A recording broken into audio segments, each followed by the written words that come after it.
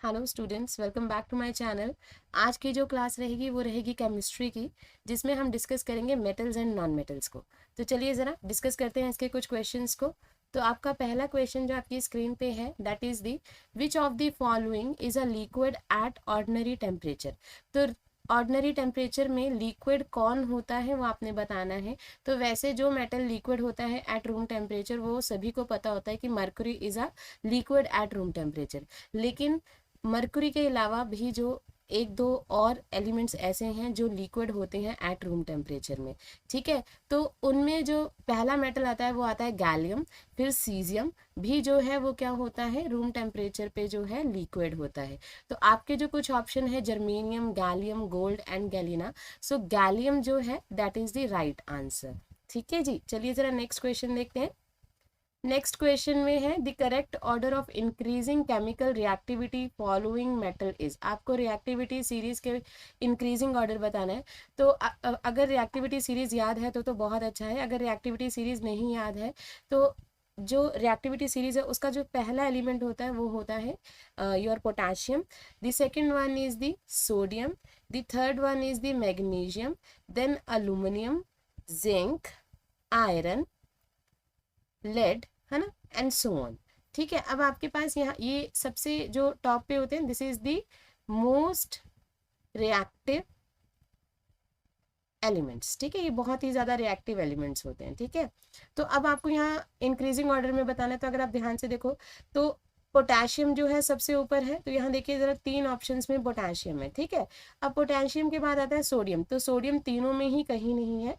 Sodium के बाद है मैग्नीशियम। तो ये देखिए जरा फर्स्ट और फोर्थ ऑप्शन में जो है सबसे पहले पोटेशियम है, फिर मैग्नीशियम है। ठीक है, अब अगला देखते हैं, यानी ये वाला तो आंसर है नहीं और ये भी आंसर नहीं है। ठीक है, नेक्स्ट देखते हैं, मैग्नीशियम के बाद आता है अल्यूमिनियम।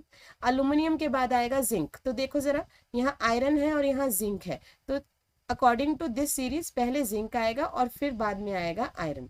तो right option will be the fourth one. किसी को रिएक्टिविटी सीरीज नहीं याद है तो प्लीज रिएक्टिविटी सीरीज याद होनी जरूरी है मेटल्स एंड नॉन मेटल्स के लिए। ठीक है जी, चलिए जरा नेक्स्ट क्वेश्चन देखते हैं।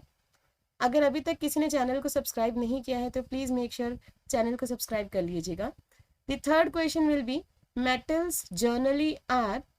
तो मेटल्स कैसे होते हैं?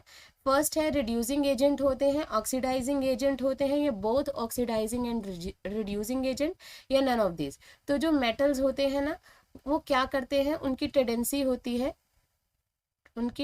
होती है टू लूज इलेक्ट्रॉन्स। ठीक है, मेटल्स जो हैं वो अपने इलेक्ट्रॉन्स को बहुत आसानी से क्या करते हैं, लूज कर जाते हैं। ठीक है, तो ये जो होते हैं ये बेसिकली रिड्यूसिंग एजेंट्स होते हैं। So right answer will be the reducing agents. चलिए जरा नेक्स्ट क्वेश्चन देखते हैं।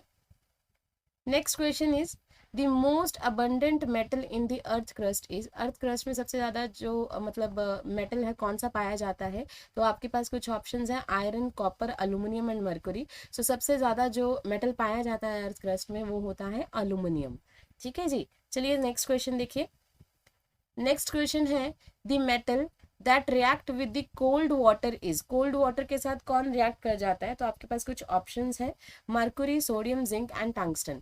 तो अगर आपको रिएक्टिविटी सीरीज याद है तो सबसे पहले है पोटेशियम, फिर सोडियम, फिर मैग्नीशियम, फिर अल्यूमिनियम। तो टॉप पे जो बैठे हुए हैं sodium and potassium and sodium, ये सबसे ज्यादा रिएक्टिव होते हैं।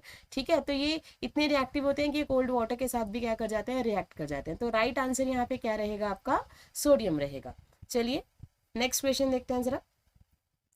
Next will be the only metal that is liquid at room temperature. देखो पहला भी ऐसे क्वेश्चन आया हुआ है कि ऑर्डिनरी टेम्परेचर पे या रूम टेम्परेचर पे कौन लिक्विड होता है।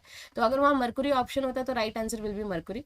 लेकिन वहाँ पे गैलियम था, यहाँ पे क्या है आपके पास, mercury, sodium, zinc and tungsten. तो right answer will be the mercury. ठीक है जी, नेक्स्ट क्वेश्चन देखो।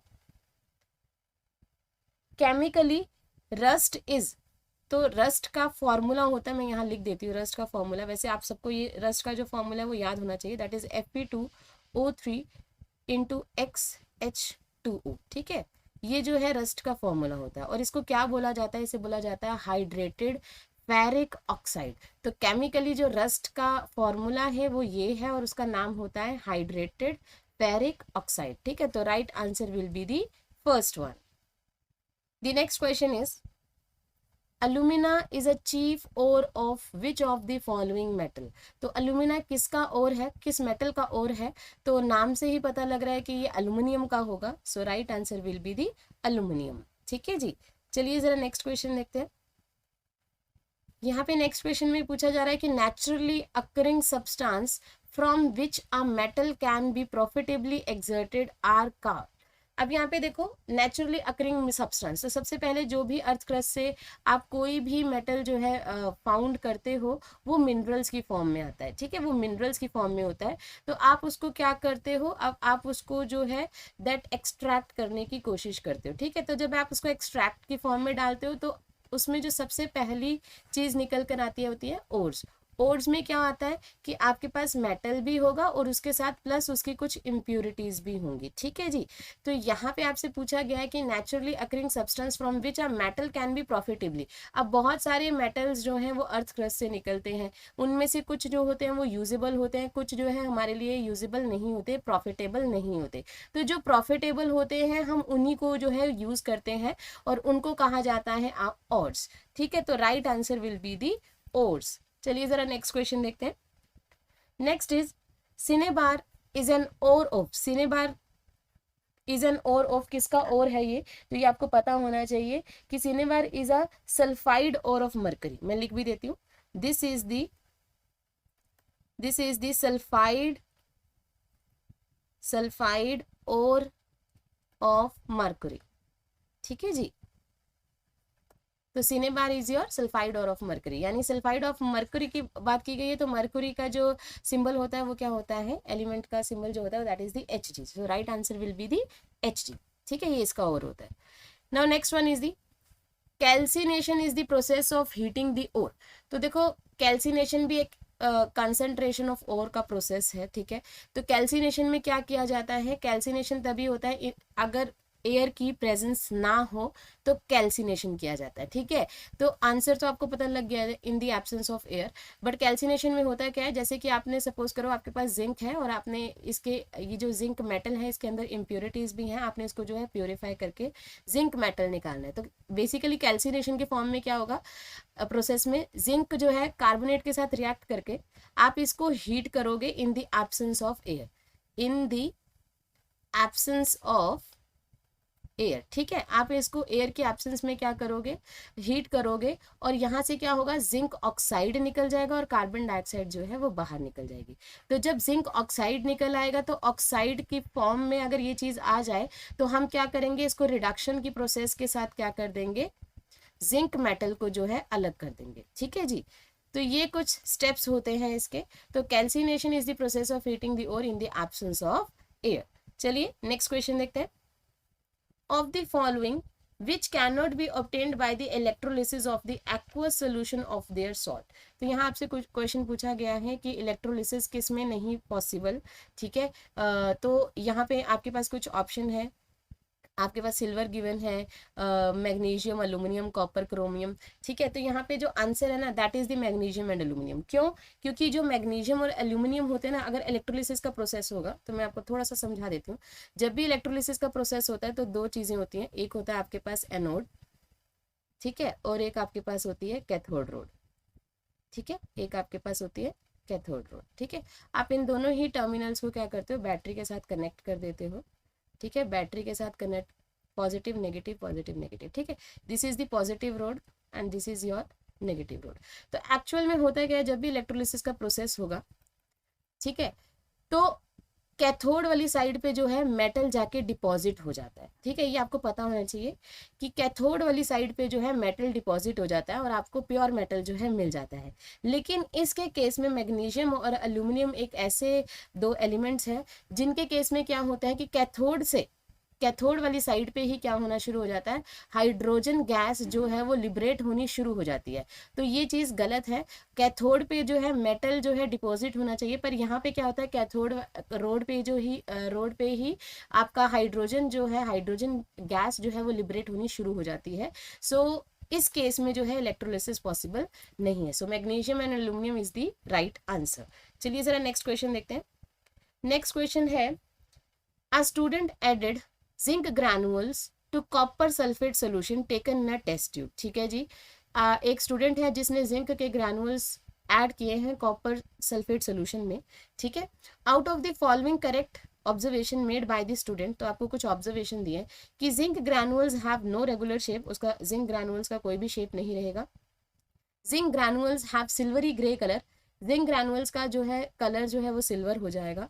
The colour of zinc granules change to brownish black, तो third will be the zinc granule का जो कलर है वो ब्राउनिश ब्लैक हो जाएगा। तो यहाँ देखो जरा, आपके पास जिंक गिवन है और आपने उसको कॉपर सल्फेट के सोल्यूशन में जो है डाला है, ठीक है। अब जिंक जो है वो कॉपर से रिएक्टिविटी सीरीज में ज़्यादा रिएक्टिव है, जिंक जो है कॉपर से ज़्यादा रिएक्टिव है, तो जिंक क्या करेगा, इस कॉपर को डिस्प्लेस कर देगा, ठीक है, इसको धक्का मार देगा और सल्फेट के साथ क्या करेगा, अपना रिएक्शन बनाएगा। तो जिंक सल्फेट जो है रिएक्शन बनेगी और कॉपर जो है निकल के बाहर आ जाएगा। तो यहाँ पे जब ये कॉपर बाहर निकल के आएगा तो एक ब्राउनिश ब्लैक कलर जो है आपको देखने को मिलेगा, ठीक है। So right answer will be the third one. So I hope आपको ये क्वेश्चन समझ आया होगा, ठीक है। चलो नेक्स्ट क्वेश्चन देखते हैं।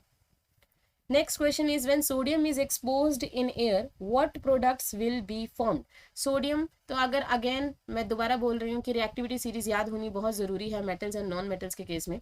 तो मेटल सोडियम जो है that is the most reactive metal, ठीक है। तो जैसे ही ये एयर की दैट एक्सपोज में आएगा तो कुछ ना कुछ जो है प्रोडक्ट फॉर्म करेगा। तो क्या प्रोडक्ट होते हैं, तो वो हमेशा आपका सोडियम ऑक्साइड भी बनाता है, सोडियम हाइड्रोक्साइड भी बन जाता है एंड सोडियम कार्बोनेट भी बनता है। तो right answer will be the all of these. चलिए नेक्स्ट क्वेश्चन देखते हैं। The next one is when a metal is added to a dilute HCl solution there is no evaluation of gas metal is, ठीक है। अगर आप metal को add करोगे एक HCl solution, dilute HCl solution से, तो कहता है कोई भी गैस का इवेल्युएशन नहीं होगा। तो वो मेटल कौन सा है, तो देखो जरा, अगर आप पोटेशियम को HCl के साथ करोगे ना तो के जो है मतलब पोटेशियम जो है हाइड्रोजन से ज़्यादा रिएक्टिव है, तो वो इसको डिस्प्लेस करेगा और क्लोरीन के साथ अपना रिएक्शन बनाएगा, तो हाइड्रोजन जो है वो निकल जाएगी। सोडियम का भी सेम है, देखो ज़रा, पोटेशियम और सोडियम तो मोस्ट रिएक्टिव मेटल्स है ना, तो ये तो करेंगे ही करेंगे डिस्प्लेस। तो सोडियम ने भी क्लोरीन के साथ बना दिया और क्या निकल गया, H2 आपकी गैस जो है वो निकल चुकी है। जिंक के साथ देख लो, जिंक को अगर HCl के साथ करोगे तो जिंक भी क्या करेगा, हाइड्रोजन को डिस्प्लेस कर देगा और जिंक क्लोराइड बनाएगा और साथ में क्या निकलेगा, H2 निकल जाएगी। लेकिन जो आपका सिल्वर है ना Ag, अगर आप उसको HCl के साथ करोगे तो देखो Ag जो है वो रिएक्टिविटी सीरीज में हाइड्रोजन से नीचे है, तो Ag जो है वो लेस रिएक्टिव है, ठीक है, हाइड्रोजन से लेस रिएक्टिव है हाइड्रोजन से, तो वो इसको डिस्प्लेस ही नहीं कर पाएगा। तो यहाँ पे कोई भी रिएक्शन नहीं होगी, यहाँ पे रिएक्शन तो सॉरी हो जाएगी AgCl, लेकिन जो आपकी हाइड्रोजन गैस है वो नहीं बनेगी, ठीक है। वैसे भी लेस रिएक्टिव है तो रिएक्शन होएगी नहीं, ठीक है, ये आप मान के चलो, लेस रिएक्टिव है तो रिएक्शन नहीं होगी, ठीक है। तो right answer will be your Ag, ठीक है। चलो नेक्स्ट क्वेश्चन देखते हैं। The next question will be zinc plus steam, आपको क्या प्रोडक्ट जो है वो मिलेगा in the equation A and B। तो देखो जरा, जिंक को अगर आप स्टीम के साथ रिएक्ट करवाओगे तो प्रोडक्ट बनेगा आपका जिंक ऑक्साइड और हाइड्रोजन जो है वो बाहर निकल जाएगी। तो right answer will be the fourth one. चलो नेक्स्ट क्वेश्चन देखते हैं। The next one is the removal of impurities from ore is known as, तो ठीक है, आपने ओर्स में से क्या करना है, रिमूवल करनी है द इम्प्यूरिटीज। तो इस सारे प्रोसेस को कहा जाता है concentration of ore. Concentration of ore में कुछ स्टेप्स होते हैं जिसकी वजह से आप क्या करते हो कि आप किसी भी मेटल की जो इम्प्यूरिटीज है उसको निकाल सकते हो, ठीक है, और आपको प्योर मेटल जो है वो मिल जाता है। तो चलिए जरा नेक्स्ट क्वेश्चन देखते हैं। The next one is the process of extraction of metal from its ore is known as. तो extraction of metal from its ore, तो वैसे तो बहुत से बच्चे इसका आंसर कंसंट्रेशन लिख देंगे और वो गलत भी नहीं है, लेकिन जब आपको मेटलर्जी दे रखा है तो राइट आंसर क्या होगा, मेटलर्जी होगा, क्योंकि एक्सट्रैक्शन के प्रोसेस में हर एक चीज़ जो है वो आ जाती है, चाहे उसकी प्यूरिफिकेशन है, रिफाइनिंग है, जो भी है वो एक्सट्रैक्शन के केस में आती है। और ये सारी की सारी जो प्रोसेस है वो किस फॉर्म में आती है, मेटलर्जी। मेटलर्जी का मतलब ही होता है द साइंस ऑफ मेटल, ठीक है, द साइंस ऑफ मेटल। इसमें आप सब कुछ ही पढ़ोगे मेटल के बारे में कि उसको आप कैसे एक्सट्रैक्ट कर सकते हो, इम्प्योरिटीज कैसे निकलती हैं, कैसे आप उसको प्यूरिफाई कर सकते हो, इलेक्ट्रोलिसिस हो सकता है ना। तो right answer will be metallurgy. अगर मेटलर्जी नहीं होता तो concentration will be the right answer. ठीक है जी, चलिए नेक्स्ट क्वेश्चन देखते हैं। The next one is the metal react with oxygen to form. तो ये चीज आपको पता होना चाहिए कि जब भी मेटल ऑक्सीजन के साथ रिएक्ट करता है तो हमेशा बेसिक ऑक्साइड बनाता है। ठीक है जी, ये आपको पता होना चाहिए। और जब नॉन मेटल की बारी आती है, जब नॉन मेटल ऑक्सीजन के साथ रिएक्ट कराता है तो एसिडिक आता है। ठीक है, एसिडिक जो है ऑक्साइड बनता है। ठीक है जी, तो ये चीज आपको पता होना चाहिए। तो metal react with oxygen to form a basic oxide. चलिए जरा नेक्स्ट लास्ट क्वेश्चन देखते हैं इस सीरीज का। The process to heat the ore in the presence of excess supply of air below its melting point is called. अब देखो यहाँ पे आपसे पूछा गया है कि the process of heating the ore को आपने क्या करना है, हीट करना है in the presence of air, air की प्रेजेंस में जो है आपने उसको हीट करना है। तो ये किसका कंसेप्ट होता है, ये कंसेप्ट होता है रोस्टिंग का। देखो कैल्सिनेशन में क्या था कि आप हीट तो कर रहे हो लेकिन इन द एब्सेंस ऑफ एयर कर रहे हो, लेकिन रोस्टिंग एक ऐसा प्रोसेस है जिसमें आप हीट करते हो but in the presence of air करते हो, तभी आपको जो है एक मेटल ऑक्साइड जो है मिल पाता है। ठीक है, सो आई होप आपको आज की क्लास जो है समझ आई होगी। अगर अभी तक किसी ने चैनल को सब्सक्राइब नहीं किया है तो make sure please subscribe my channel, और वीडियो को ज़्यादा से ज़्यादा लाइक करिए और शेयर करिए। Thank you.